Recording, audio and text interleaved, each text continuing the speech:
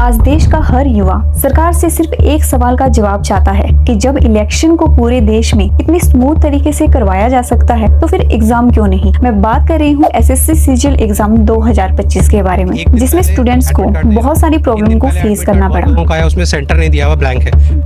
आप एक दिन पहले किसी को बताओगे कि भाई तुम्हारा सेंटर उडुपी है। कुछ बच्चों का अंडमान निकोबार सेंटर दिया। 24 से 26 जुलाई की एसएससी एग्जाम में कई सेंटर्स का सर्वर्स ही क्रैश हो गया। कई कैंडिडेट्स एग्जाम पूरा करने से पहले ही अपने आप लॉग आउट हो गए। कई सेंटर्स में तो एंट्री गेट पर बायोमेट्रिक ही काम नहीं किया। कहीं जरूरत से ज्यादा भीड़ तो कहीं पीने का पानी नहीं, कहीं तो इनविजिलेटर ही नहीं। यहाँ तक कि कैंडिडेट्स के सेंटर्स को भी 500 से 1000 किलोमीटर दूर दे दिया गया। और जब गरीब कैंडिडेट्स किसी तरह से पैसे उधार करके दूर ट्रेवल करके एग्जाम सेंटर पहुंचा भी तो उन्हें बोल दिया जाता है कि टेक्निकल फेलियर हो गया, एग्जाम रद्द। ना कोई मेल, ना कोई एसएमएस, कुछ भी नहीं। कुछ स्टूडेंट्स के तो एडमिट कार्ड ही डाउनलोड नहीं हो पा रहे थे, और जिन स्टूडेंट्स के एडमिट कार्ड डाउनलोड हो भी रहे थे उन हर एक एडमिट कार्ड पे अलग अलग सेंटर डाल दिया था। ऊपर से जिस कंपनी को एग्जाम कंडक्ट करवाने का टेंडर दिया गया था उसे कोई एक्सपीरियंस ही नहीं था। सरकार की तरफ से कोई भी इस नाकामी की जिम्मेदारी लेने के लिए सामने नहीं आ रहा। इसीलिए कुछ लोगों ने सरकार से सीधा जवाब मांगने की कोशिश की, पर सरकार ने जवाब देने की बजाय उन पर लाठियां बरसाई। उन्हें पुलिस की गाली खानी पड़ी और फिर अरेस्ट होना पड़ा।